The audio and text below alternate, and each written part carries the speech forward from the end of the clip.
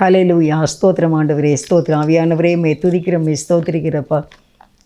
அசைவாடும் ஆவியே, தூய்மையின் ஆவியே, அசைவாடும் ஆவியே, தூய்மையின் ஆவியே, இடமாசைய உள்ளம் நிரம்ப இறங்கி வாருமே, இந்த இடமாசைய உள்ளம் நிரம்ப இறங்கி வாருமே. ஆவியானவரே இறங்கி வாரும், எங்களோடு பேசுங்கப்பா. இயேசுவின் நாமத்தில் நல்ல பிதாவே, ஆமேன். கர்த்தருக்கு ஸ்தோத்திரம். இயேசுவின் நாமத்தில் உங்களை ஆசீர்வதிக்கிறேன். கர்த்தர் உங்களை ஆசீர்வதிப்பார். இன்றைக்கி உங்களுக்கு செய்தி என்ன அப்படின்னா, தாகமுள்ளவன் மேல். இதான் தலைப்பு, தாகமுள்ளவன் மேல்.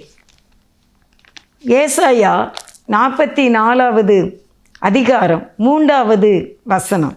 ஏசாயா 44:3. தாகமுள்ளவன் மேல் தண்ணீரையும், தாகமுள்ளவன் மேல் தண்ணீரையும், வறண்ட நிலத்தின் மேல் ஆறுகளையும் ஊற்றுவேன். வறண்ட நிலத்தின் மேல் ஆறுகளையும் ஊற்றுவேன். உன் சந்ததி மேல் என் ஆவியையும், உன் சந்ததியின் மேல் என் ஆவியையும், உன் சந்தானத்தின் மேல் என் ஆசீர்வாதத்தையும் ஊற்றுவேன். உன் சந்தானத்தின் மேல் என் ஆசீர்வாதத்தையும் ஊற்றுவேன். அருமையான ஒரு வார்த்தை தேவன் நமக்கு கொடுக்கிறார். தாகம் உள்ளவனுக்கு தண்ணீர் கிடைக்கும். நம்ம எப்பெல்லாம் தாகம் வருதோ நமக்கு உடனே போய் நம்ம தண்ணியை குடிக்கும், இல்லை ஒரு ஜூஸு குடிக்கும், ஏதோ ஒன்றை குடிக்க வேண்டும், ஒரு மோர் குடிக்கிறோம். தாகம் வரும்போது தான் இதை செய்கிறோம். தாகம் இல்லைன்னா இதை செய்கிறதில்ல. அதே போல் பரிசுத்த ஆவியானவர் மேலே ஒரு தாகம் இருக்க வேண்டும். அதை தான் ஆண்டவர் இந்த ஏசாயா 44வது அதிகாரத்தில் சொல்கிற வசனம், தாகம் உள்ளவன் மேல் தண்ணீரை ஊற்றுவேன். அது என்ன தண்ணி தெரியுமா? ஜீவ தண்ணீர். ஜீவ தண்ணீரே, ஆவியானவரே இறங்கி வாருமே, எப்போ வாருமே. அந்த ஜீவ தண்ணீராகிய ஆவியானவரை நாம் பெற்றுக்கொள்ள வேண்டும். தேவ ஆவியானவரை பெற்றுக்கொள்வதற்கு நமக்கு தாகம் இருக்க வேண்டும். தேவ ஆவியானவரை பெற்றுக்கொள்ள நாம் இதயம் ஏங்க வேண்டும். இந்த வறண்ட நிலத்தில் ஆறுகளை ஊற்றுவேன் என்கின்றார். நமது வாழ்க்கையின் வறண்ட பகுதி பரிசுத்த ஆவியானவருடைய ஆளுகைக்குள்ளே இருக்கும்போது அந்த வறண்ட பகுதி என்பது சீர் செய்யப்படும். மனதிலே, வாழ்க்கையிலே பலவிதமான போராட்டங்கள் நிறைந்த பகுதியிலே ஆவியானவர் செயல்படுவார். அதான் சொல்லியிருக்கு, வறண்ட நிலத்தின் மேல் ஆறுகளை ஊற்றுவேன். உன் சன்னதியின் மேல், பிள்ளைகள் மேலே தம்முடைய பரிசுத்த ஆவியானவரை கட்டளையிடுவார். பரிசுத்த ஆவியானவர், holy spirit my God, holy spirit. அந்த பரிசுத்த ஆவியானவர் ஒரு மனிதனுடைய வாழ்க்கையில் இருக்கும்போது அந்த வாழ்க்கை ஒளிமயமானதாக இருக்கும். ஆவியானவர் நம்மை என்கரேஜ் பண்ணுவார். தேவனை எப்படி சார்ந்து கொள்ள வேண்டும், வாழ்க்கையில் எப்படி நடக்க வேண்டும் என்பதை நமக்கு கமாண்டிங் கொடுக்கிற பரிசுத்த ஆவியானவர், அவரை நாம் தாகத்தோடு பெற்றுக்கொள்ள வேண்டும். அவருடைய ஆவி இல்லாதவன் அவருடையவன் அல்ல என்று வேதம் சொல்லுகிறது. நாம் கிறிஸ்துவுக்குள்ளே இருக்க வேண்டும் என்றால் பரிசுத்த ஆவியானவர் நமக்குள்ளே இருக்க வேண்டும். எந்த தீய சக்தியும் நம்மை தாக்காமல் இருப்பதற்கு பரிசுத்த ஆவியானவர் நமக்குள்ளே இருக்க வேண்டும். நீங்கள் உங்களுக்கு யாராவது எங்களுக்கு செய்வனை வைக்காங்க, ஏன்னா எங்களுக்கு விரோதமாக தீய சக்தியை செயல்படுறாங்க அப்படின்னு நினைக்கிங்களா? பொறாமையை நம்ம மேலே படுறாங்கன்னு நினைக்கிறீங்களா? நீங்கள் நிறைய தோல்வி அடைஞ்சிருக்கீங்களா? அப்படியானால் தேவனுடைய ஆவியானவர் உங்களோடு கூட இருக்கிறாரா? பரிசுத்த ஆவியானவர் உங்களோடு இருக்கிறாரா என்பதை நாம் காண வேண்டும். அதை நாம் சீர்தூக்கி பார்க்க வேண்டும், ஆராய்ந்து பார்க்க வேண்டும். ஆவியானவர் எங்கே இருந்தாலும் அதுக்குள்ளே இருந்து அந்த தீய சக்தியில் இருந்து நம்மை காப்பாற்ற வல்லமை உள்ளவர். அவரை நாம் பெற்றுக்கொள்ள வேண்டும். பரிசுத்த ஆவியானவருக்காக ஆசைப்பட வேண்டும். அதான் வேதம் சொல்லுகிறது, தாகமுள்ளவன் மேல் தண்ணீரை ஊற்றுவேன். நம்ம எதுக்குலாமா ஆசைப்படுறோம்? நம்ம பிள்ளைகளுக்கு சொத்தை சேர்த்து வைக்கணும்னு ஆசைப்படுறோம். நம்ம பிள்ளைகளை நன்றாக படிக்க வைக்க வேண்டும் என்று ஆசைப்படுகிறோம். நல்ல இடத்துல திருமணம் செய்ய வேண்டும் நம்முடைய மகனுக்கு என்று நாம் ஆசைப்படுகின்றோம். எவ்வளவோ காரியங்களுக்கு ஆசைப்படுகிறீர்கள், ஆசைப்பட்டு கொண்டே இருக்கிறீர்கள். அவர் நம்முடைய பிள்ளைகள் அப்படி இருக்கணும், இப்படி இருக்கணும் அப்படின்னு சொல்லி எத்தனை தகப்பன்மார் இரவு பகலும் பிள்ளைகளுக்காகவே தங்களுடைய வாழ்க்கை தியாகம் பண்ணி வாழ்கின்றார்கள். ஆனால் என்னென்னைக்கு நிலையாக இருக்கக்கூடிய இந்த பரிசுத்த ஆவியானவரை நீங்கள் பெற்றுக்கொண்டது உண்டா? பரிசுத்த ஆவியானவர் நம்மோடு கூட இருக்கிறாரா? உங்கள் பிள்ளைகளுக்கு பரிசுத்த ஆவியானவரை நீங்கள் கொடுத்திருக்கிறீங்களா? கேட்டிருக்கீங்களா? ஆவியானவர் கூட இருக்கிறாரா என்று. பிள்ளைகள் படிப்பு, ரிசல்ட்டு, மார்க்கு எல்லாம் கேட்குறீங்க, விருப்பமானதையெல்லாம் வாங்கி கொடுக்கிறீர்கள். ஆனால் பரிசுத்த ஆவியானவர் என் பிள்ளைகளோடு இருக்க வேண்டும் என்று உங்களுக்கு ஒரு தாகம் வந்தது உண்டா? உங்களுக்கு அந்த தாகம் வந்துச்சா? நீங்கள் உங்களோட ஆவியானவர் இருக்கிறார் என்ற எண்ணம் உங்களுக்கு இருக்கின்றதா? அப்பா பிதாவே, அன்பான தேவா, அருமை இரட்சகரே, ஆவியானவரே. அவர்தான் அப்பா பிதாவை என்று கூப்பிட பண்ணுகிற அந்த புத்திர பாக்கியத்தை கொடுக்கிறது ஆவியானவர் தான். நீங்கள் பிதாவை அப்பா என்று கூப்பிடுவதற்கு உங்களுக்கு பரிசுத்த ஆவியானவர் வேண்டும். அப்படியெல்லாம் நீங்கள் அவரை அப்பா என்று கூப்பிடுவீர்கள். அதான் பிள்ளை வந்து தகப்பனை அப்பான்னு கூப்பிடணும்ல, அதுக்கு பரிசுத்த ஆவியானவர் வேண்டும். உங்கள் பிள்ளைகள் மேல் பரிசுத்த ஆவியானவர் வரும் பொழுது பாவ கட்டுகளுக்கு விலக்கி காப்பார். சாபங்கள் நீக்கப்பட வேண்டும். பாவம் தவறு என்று உணர்வடைய வேண்டும். மனஸ்தாபம் கொள்வார்கள், பரிசுத்தமாய் வாழ்வார்கள். நம்ம எதை கொடுக்கமோ இல்லையோ, நம்முடைய பரிசுத்த ஆவியானவரை ஆண்டவரிடத்தில் கேட்டு நம்ம பிள்ளைகள் பெற்றுக்கொள்ளும்படிக்கு நாம் ஜெபிக்க வேண்டும். அப்பொழுது தேவனுடைய ஆசீர்வாதம் நிறைவாய் தங்கும். சொத்தை சேர்க்கணும், கல்வியை கொடுக்கணும், நல்ல சுகத்துக்காக பிள்ளைகளுக்காக பிரயாசப்படுகிறோம். பிள்ளைகள் ஆசீர்வாதமாக இருக்க வேண்டும் என்று கேட்கிறீர்கள். கரெக்டு தான். நானும் கேட்பேன். நம்ம பிள்ளைகளுக்கு நம்ம ஏதாவது சேர்த்து வைக்கணும். நம்ம பிள்ளைகளுக்காக ஒரு எல்ஐசி போடும், ஒரு ஆர்டி போடும், ஒரு எஸ்பி அக்கௌண்ட்டு போடும், செய்வோம், எல்லாம் செய்வோம். அதை விட மேலான ஒன்று, என் வீட்டில் யாவரும் பரிசுத்த ஆவியானவரை பெற்றிருக்கிறார்களா? இந்த ஆவியானவர் தான் தூய வழியிலே நம்மை நடத்துவார், தீய சக்திக்கு நம்மை விலக்கி காப்பார், பரலோக ராஜ்யம் கொண்டு சேர்ப்பார். அந்த தாகம் நமக்கு முதலில் வேண்டும். நான் இந்த விஷயத்தில் ரொம்ப தாக்கப்படுகிறேன், ரொம்ப தாகத்தோடு இருக்கிறேன். நீங்கள் பரிசுத்த ஆவியானவரை பெற்றுக்கொள்ள வேண்டும் என்று நீங்கள் ஆசைப்பட்டு ஆவியானவரை உங்கள் இருதயங்களிலே பெற்றுக்கொள்ள வேண்டும். அவர் நீதியின் பாதையில் நடத்துவார். உங்களுக்கு வசனம் சொல்கிறேன். லூக்கா 11:10 வாசிங்க. லூக்கா 11:10. ஏனென்றால் கேட்கிறவன் எவனும் பெற்றுக்கொள்கிறான், தேடுகிறவன் கண்டடைகிறான், தட்டுகிறவனுக்கு திறக்கப்படும். உங்களில் தகப்பனாய் இருக்கிற ஒருவனிடத்தில் மகன் அப்பம் கேட்டால் அவன் கல்லை கொடுப்பானோ? மீனை கேட்டால் மீனுக்கு பதிலாக பாம்பை கொடுப்பானோ? அல்லது முட்டையை கேட்டால் அவனுக்கு தேளை கொடுப்பானோ? பொல்லாதவர்களாகிய நீங்கள் உங்கள் பிள்ளைகளுக்கு நல்ல ஈவுகளை கொடுக்க அறிந்திருக்கும் போது பிதாவானவர் தம்மிடத்தில் வேண்டிக் கொள்கின்றவர்களுக்கு பரிசுத்தாவியை கொடுப்பது அதிக நிச்சயம் அல்லவா என்றார். உங்களில் தகப்பனாய் இருக்கிற ஒருவன் தன்னுடைய பிள்ளை அப்பத்தை கேட்டால் அவனுக்கு கல்லை தூக்கி சாப்பிடுன்னு சொல்லுவானா? பிள்ளை அப்பம் கேட்குது, ப்ரெட்டு வாங்கிட்டு வாங்க டாடி, இன்னைக்கு ப்ரெட்டு வாங்கிட்டு வாங்க, நான் முட்டையை ரெடி பண்ணி நான் அதில் சாப்பிடணும், ரோஸ்ட்டு போடணும், ப்ரெட் ரோஸ்ட்டு பண்ணணும் அப்படின்னு சொல்லி ப்ரெட்டு வாங்கிட்டு வாங்கன்னு சொன்னாங்க. அது ஒரு 50 ரூபா இருக்கும் வைங்க, 30 ரூபா இருக்குன்னு வைங்க. அதுக்கு பதிலாக தெருவில் கிடக்கிற 2 கல்லை கொண்டு தகப்பன் கொடுப்பானா? பிள்ளைக்கு உடனே எங்கே இருந்தாலும் ஆர்டர் பண்ணுவான். இந்த மாதிரி வீடு இத்தனை நம்பரு, இந்த தெருவு, அந்த வீட்டில் இந்த ப்ரெட்டு கொண்டு கொடுத்து விடு, இந்த அப்பம் ப்ரெட்டு தூத்துக்குடியில் கணேஷ் பேக்கரி ஃபேமஸ், அங்கே வாங்கி கொண்டு கொடுங்கள் என்று ஆர்டர் பண்ணுவாங்கள்ல. 10 நிமிஷத்தில் வீட்டுக்கு ப்ரெட்டு வந்துடும். 10 கல் வருமா? நீ அப்போ தானே கேட்ட, நீ ப்ரெட்டு கேட்டல்ல, இந்த கல் வருது அப்படின்னு சொல்லி ஜல்லி கடை வச்சுருப்பாங்கல்ல, அவங்களுக்கு ஆர்டர் பண்ணி ஒரு சாக்கு கல் வருமா வீட்டுக்கு? இல்லைல்ல. அப்புறம் சொல்கிறாரு, முட்டையை கேட்டால் எதை கொடுப்பானா? தேளை கொடுப்பானா? பிள்ளை முட்டை கேட்குது, ஒரு தட்டு முட்டையை தான் வாங்கிட்டு வருவீங்க, தேளை பிடிச்சி கொண்டு கொடுப்பீங்க? செய்ய மாட்டீங்க. நீ பொல்லாதவன்னு பேர் வச்சுருக்காரு ஆண்டவர். நம்ம யாரா? பேரண்ட்ஸு. பேரண்ட்ஸ்லாம் பொல்லாதவங்களாம். நான் சொல்லலை, வேதம் சொல்லுகிறது. லூக்கா 11 அதிகாரம் 13 வசனம் சொல்லுது, பொல்லாதவர்களாகி நீங்கள்.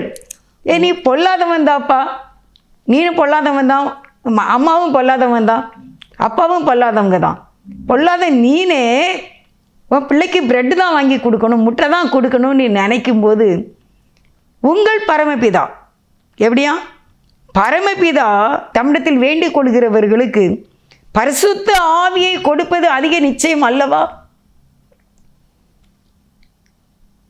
நம்ம பிள்ளைக்கு நம்ம பரிசுத்த ஆவியை கேட்கும்போது அவர் பரிசுத்த ஆவியை கொடுப்பார். இரவும் பகலும் அம்மா அப்பா கஷ்டப்பட்டு உழைக்காங்க. எதுக்கு? பிள்ளைக்கு தான், பிள்ளைக்கு தான். எங்கள் ஐயா 73 வயசில் இறந்தாங்க. எனக்கு அப்போ 19 வயசு. எங்கள் ஐயா தோட்டத்துக்கு தான் போயிருந்தாங்க. அந்த வயசில் 73 வயசில் தோட்டத்தில் இருந்தாங்க. அங்கே தான் ஏதோ வாமிட் பண்ணி இருந்திருக்காங்க. பண்ணி கீழே அப்படியே படுத்து இருந்திருக்காங்க. அங்கே அந்த வழியாக போன ஒருத்தர் தான் பார்த்து வீட்டுக்கு கூட்டிகிட்டு வந்தாங்க, தூக்கிட்டு வந்தாங்க எங்கள் ஐயாவை. எதுக்கு தெரியுமா? நான் ஒரு வாலிப மகள் இருக்கின்றேன். எங்கள் அக்கா, எங்கள் அண்ணம்மாருக்கு, எங்கள் அக்காமாருக்கு எல்லாருக்கும் கல்யாணம் ஆகிட்டு என்னையை காப்பாற்றணும் இல்லை. எங்கள் ஐயாவுக்கு 73 வயசுனா எங்கள் அம்மாவுக்கு எவ்வளோ வயசு இருக்கும்? 70ஆவது இருக்குங்களா? 70 வயசில் என்ன செய்ய முடியும்? ஆனால் இந்த 73 வயசில் நான் 19 வயசு மகளாக நான் இருக்கின்றேன். எனக்கு நகை போடணும், எனக்கு ரொக்கம் கொடுக்கணும், எனக்கு ட்ரெஸ் எடுக்கணும், என்னை கல்யாணம் பண்ணி கொடுக்கணும் அப்படின்னு சொல்லி எங்கள் ஐயா தோட்டத்தில் இருந்தாங்க. 3 நாள் இருந்தாங்க. 3ஆவது நாள் இறந்து போயிட்டாங்க. ஆனால் பார்த்திங்கன்னா எல்லாமே எங்கள் அம்மா, எங்கள் ஐயா பணம் கொடுத்து எங்கள் அம்மா எனக்கு எல்லாமே செய்து வச்சுருந்தாங்க. எல்லா நகையும் எனக்கு செய்து வச்சுருந்தாங்க. ரொக்கத்தை மட்டும்தான் நான் பார்க்கல. அந்த பெட்டியில், ட்ரங்கு பெட்டியில் நகையெல்லாம் நான் பார்த்தேன். எதுக்கு? பொல்லாத தகப்பனாக இருந்தாலும் ஆண்டவர் சொல்கிறாரு, தான் பிள்ளைக்கு முட்டையை கொடுக்கணும், அப்பத்தை கொடுக்கணும், நகையை கொடுத்து கல்யாணம் பண்ணி வைக்கணும், நல்ல இடத்துல வைக்கணும்னு சொல்லி எங்கள் அப்பா வாக்கு கொடுத்துருந்தாங்க. எங்கள் அக்கா கணவர் எங்கள் அத்தாங்கிட்ட நல்ல இடத்துல கட்டி கொடுங்க மருமகன் சொல்லியிருந்தாங்க. பொல்லாத தகப்பனாக இருந்தாலும் கூட இப்படி தன் பிள்ளைக்கு நல்லதை செய்ய அறிந்திருக்கும் போது நம்மை உண்டாக்கின, தாயின் கருவிலே உருவாக்கின நமக்கு நாம் கேட்கின்ற இந்த பரிசுத்த ஆவியை கொடுப்பது அதிக நிச்சயம் அல்லவா என்று வேதம் சொல்லுகிறது. இந்த செய்தி நீங்கள் முழுசாக கேட்கிறவர்களாக இருந்தால் கண்டிப்பாக இன்றைக்கி நீங்கள் அழுது உங்கள் பிள்ளைகளுக்கும், உங்களுக்கு, உங்கள் கணவருக்கும், உங்கள் பேரம்பேத்தி சின்ன பிள்ளைகளாக இருந்தால் கூட, ஆண்டவரே பரிசுத்த ஆவியை கொடுத்துருங்க தகப்பனே, நாங்கள் பொல்லாதவங்க தான்ப்பா, ஆனால் நல்லதையே கொடுப்போமே அப்பா, பிடிச்சிருக்கிறதையே வாங்கி கொடுப்போமே தகப்பனே, என் பிள்ளைங்களுக்கும் எங்களுக்கும் உங்கள் பரிசுத்த ஆவியானவரை நீங்கள் தரத்தான் வேண்டும். நீங்கள் தருவது, பரிசுத்த ஆவியை தருவது அதிக நிச்சயம் அல்லவா? பிராமிஸ்லா, பிராமிஸ்லா. ஹல்லேலூயா, ஹல்லேலூயா. கேட்க வேண்டும் அருமையானவர்களே. இன்றைய தேவை நமக்கு பரிசுத்த ஆவியானவர் தான். அரசாங்கம் இருக்கட்டும், எல்லாமே நடக்கட்டும், திருச்சபை இருக்கட்டும், ஊழியங்கள் இருக்கட்டும், உங்களுக்கு எனக்கும் தேவை பரிசுத்த ஆவியானவர். அவர் நம்மை நீதியின் பாதையிலே நடத்துவார். 13வது வசனம் ரொம்ப சூப்பர் வேர்டு. நான் அதை சூப்பர் வேர்டுன்னே எழுதியிருக்கேன். என்றார், அதிக நிச்சயம் அல்லவா? என்றார், என்றார். இந்த ஒன்றே போதும் நான் பரிசுத்த ஆவியை பெற்றுக்கொள்ள. அநேகர் நான் இன்னும் பரிசுத்த ஆவியை பெற்றுக்கொள்ளலைன்னு கவலைப்படுறீங்க. யோவான் 16:8 வசனம் வாசிங்க. அவர் பாவத்தை குறித்தும், அவர் பாவத்தை குறித்தும், நீதியை குறித்தும், நியாய தீர்ப்பை குறித்தும் உலகத்தை கண்டித்து உணர்த்துவார். அதாவது பரிசுத்த ஆவியானவருடைய வேலை என்ன அப்படின்னா, நம்ம தப்பு பண்ணுறோம், பண்ணாத அதை சொல்லக்கூடியதான் பரிசுத்த ஆவியானவர். நீங்கள் கண்டித்து உணர்த்துவார். 9 வாசிங்க. அவர்கள் என்னை விசுவாசியாதபடினாலே பாவத்தை குறித்து கண்டித்து உணர்த்துவார். அடுத்து, நீங்கள் இனி என்னை காணாதபடிக்கு நான் என் பிதாவினிடத்திற்கு போகிறபடியினால் நீதியை குறித்தும் இந்த உலகத்தின் அதிபதி நியாயம் தீர்க்கப்பட்டதினாலே நியாய தீர்ப்பை குறித்தும் கண்டித்து உணர்த்துவார். அப்போ கண்டித்து சத்தம் போட்டு ஒன்றுவனை உணர்த்துகிறார். நியாய தீர்ப்பை குறித்து உலகத்தை கண்டிக்கிறாரு, விசுவாசப்படினால பாவத்தை குறித்து கண்டிக்கிறாரு. இன்னும் நம்ம அவரை இந்த உலகத்தில் இப்போ பார்க்க மாட்டோம். தாவின் இடத்துல போறாருங்கிறதுனால நீதியை குறித்து கண்டித்து உணர்த்துகிறார். பிறகு இந்த உலகத்தின் அதிபதி நியாயம் தீர்க்கப்படுறதுனால நியாய தீர்ப்பை குறித்து கண்டித்து உணர்த்துவார். நீ நியாயம் தீர்க்கப்பட்டு அழிஞ்சு போகக்கூடாது என்பதற்காக பரிசுத்த ஆவியானவர் நமக்கு அதை கண்டித்து உணர்த்துவேன் என்கின்றார். அல்லேலூயா. முதல் பாயிண்ட் தீர்ப்பை இது தப்பு என்று சொல்லுவார். இரண்டாவது பாயிண்ட் நீதியை குறித்து சொல்லுவார். மூன்றாவது பாயிண்ட் நியாய தீர்ப்பு குறித்து கண்டித்து உணர்த்துவார். அப்படின்னு அடித்து சொல்கிறார். நம்முடைய மனதிலே டிஸ்டர்ப் பண்ணுறாரு. ஏய், பாவம் செய்யக்கூடாது, தப்பு என்று சொல்லுகின்றார். நீதியை குறித்து பேசுகிறார். நீதி நியாயமாக இருக்கணும். டிஸ்டர்ப் பண்ணுறாரு. நீ மனம் போல இருக்கக்கூடாது, உன் நினைப்பு இல்லாமடிலாம் இருக்கணும்னு நினைக்கக்கூடாது. நம்ம சரியானபடி நீ நடக்கணும். ஏன்னா இந்த உலகம் ஒரு நாள் நியாயம் தீர்க்கப்படும் என்பதை குறித்து நம்ம இருதயத்தில் டிஸ்டர்ப் பண்ணிகிட்டு இருப்பார். நம்ம உடனே என்ன செய்யக்கூடாது, வேறு வழியை தேடக்கூடாது, தேவ சமூகத்தை தேட வேண்டும். ஆண்டவர் என்னன்னாலும் நீங்கள் தான். என் இருதயம் உங்ககிட்ட கொடுக்க, என் இருதயத்தை உங்ககிட்ட கொடுக்க, என் இருதயம் பாவம் செய்யக்கூடாது, என் இருதயம் நீதி செய்யட்டும். நீ நியாயத்தை குறித்து கண்டித்து உணர்த்தும் போது நான் உங்கள் பக்கத்தில் உங்களுக்கு ஏற்ற மனவாட்டியாக நான் நிற்க வேண்டும். அதுக்கு பரிசுத்த ஆவியானவர் வேண்டும் என்று ஆவியானவர் இன்றைக்கு நம்மோடு கூட பேசுகின்றார். நாங்கள் ரட்சிக்கப்பட்ட அந்த ஆரம்ப காலத்தில் 1979, 80 அநேகரை நான் சந்தித்தேன். அது வரைக்கும் எனக்கு இப்படி இவ்வளவு ஒரு பெண்டிகாஸ்ட் சபைகள் இருக்குது, இவ்வளவு சபைகள் இருக்குது. அந்த நாட்களில் கேள்விப்பட்டது மாரநாதா என்று ஒரு சபை, அப்போஸ்தலர் சபை, ஏஜி சபை, சிஎஸ்ஐ, இப்படிலாம் கேள்விப்பட்டேன். ஆனால் அப்போ அவங்க எல்லாம் நம்மளை காண்டாக்ட் பண்ணும்போது என்ன கேட்பாங்க தெரியுமா? ரட்சிக்கப்பட்டிருக்கீங்களா? ஆமாம். பரிசுத்த ஆவியை பெற்றிருக்கீங்களா அப்படின்னு கேட்பாங்க. அடுத்த கேள்வி. நம்ம அம்மா வீட்டில் அறிஞ்சிருக்கோம், பிதா, குமாரன், பரிசுத்த ஆவியானவர் தெரியும். நம்ம அதை இப்படியாக பெற்றுக்கொள்ள வேண்டும் என்று நமக்கு தெரியாதுலா. அப்போ அதை அவங்க சொல்லுவாங்க, நீங்கள் கேளுங்க, பிதாவே இப்படி பரிசுத்த ஆவி எனக்கு தாரும் என்று கேளுங்க அப்படின்னு சொல்லுவாங்க. அதுக்குன்னு தனியாக உட்கார்ந்து ஒரு ப்ரேயர், ஆவியானவரே தாங்க எனக்கு ஆவியானவர் வேணும். ஒரு அருமையான ஒரு ஊழியக்கார சகோதரன் தான் ஒரு நாள் என்கிட்ட பேசும்போது சொன்னாங்க, தூய் ஆவியானவர் உனக்குள்ளே இருக்கின்றார் மகளே என்று சொன்னாங்க. அன்றைக்கே இருந்தது அவ்வளோ சந்தோஷமாக இருந்தது. இன்ற வரைக்கும் என்னோடு கூட என் ஆவியானவர் நான் தவறு செய்யும்போது எனக்கு டிஸ்டர்ப் பண்ணிடுவார், நிம்மதியாக இருக்க விட மாட்டார், கலக்குவார், குழப்புவார், சரி செய்யும் வரைக்கும், பாவம் செய்தால் மன்னிப்பு கேட்க வரைக்கும், தவறான எங்கே போகக்கூடாதுன்னு பாரு, நம்ம போகிறோம் அப்படின்னா டிஸ்டர்ப் பண்ணி நிம்மதி இல்லாமல் ஆக்கிடுவார். அதுதான் அவருடைய பெரிய வேலை. நமக்கு அதான் கிஃப்ட்டு. பரிசுத்த ஆவியானவர் நமக்கு கிடைக்கிற கிஃப்ட்டு அதான். அதனால் யோவான் அந்த 16:8 நாம் அவருக்கு கீழ்ப்படிந்து நடக்க வேண்டும். ஆவியானவர் நமக்கு வேண்டும். ஜீவ தண்ணீரே, ஆவியானவரே, நீர் எனக்கு வேண்டும் ஆண்டவரே. தாகமுள்ளவன் மேல் தண்ணீரை ஊற்றுவேன் என்கின்றார். தாகம் யாருக்கு இருக்குதோ, பரிசுத்த ஆவியானவர் வேண்டும் என்ற தாகம் யாருக்கு இருக்கின்றதோ அவர்கள் கேட்டு பெற்றுக்கொள்ளலாம்.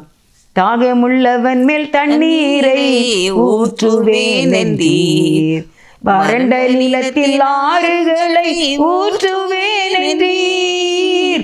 தாகமுள்ளவன் மேல் தண்ணீரை ஊற்றுவேன் என்றீர், வறண்ட நிலத்தில் ஆறுகளை ஊற்றுவேன் என்றீர்.